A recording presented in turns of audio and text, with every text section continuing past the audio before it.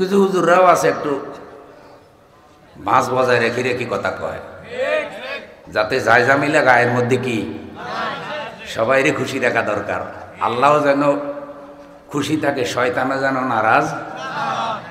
কি হেকমত আল্লাহ বাই মুনাসরে ভাই।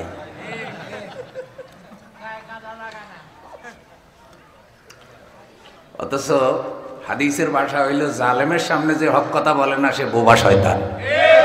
তা আপনি যারা হেকমত বলতেছেন, হাদিসে কয় এটা বোবা শয়তান। যখন যেটা বলার দাবি সেটা বলতেই। এখন পৃথিবীতে নবী রাসূল আসবো না, সাহাবা একরাম নাই, হেকমতের নাম কিরে যদি এখন কোরআন হাদিসের হক কথা আলেমে গোপন করে, তাহলে সেই কথা বলবে কে? বলার জন্য কি নতুন করে নবী রাসূল আসবো? আপনাদের আলিপুরে নবী আসার সম্ভাবনা আছে নাকি? তা আলিপুরের খতিব হুজুররা যদি নবীদের কথা সব সাহস করে না বলে, তাহলে ওইসব কথা পাবলিক জানবেই না। এই জন্য যারা হক কথা বলে ওইসব হুজুররা সবাই পছন্দ হইতে দেখেন না। কিছু কিছু হুজুর সবাই দোয়া পায়, বহুত আরামের হুজুর, ঠান্ডা হুজুর, করে না কো ফুসফাস, মারে না কো ডুস ডাস, নেই কোনো উৎপাত, খায় হুজুরে দুধ ভাত। লা ইলাহা ইল্লাল্লাহ জামিলার মধ্যে।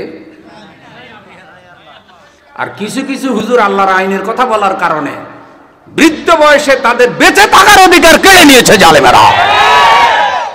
ওরাও হুজুর, তুমিও হুজুর, তোমার চরিত্রের সাথে ওদের মিল।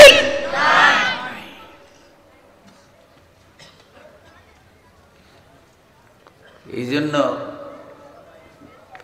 বড় বড় অনেক আলেমরা চলে যাচ্ছে ভাই, রেখে যাচ্ছে তারা কোরআন সুন্নাহর আদর্শ।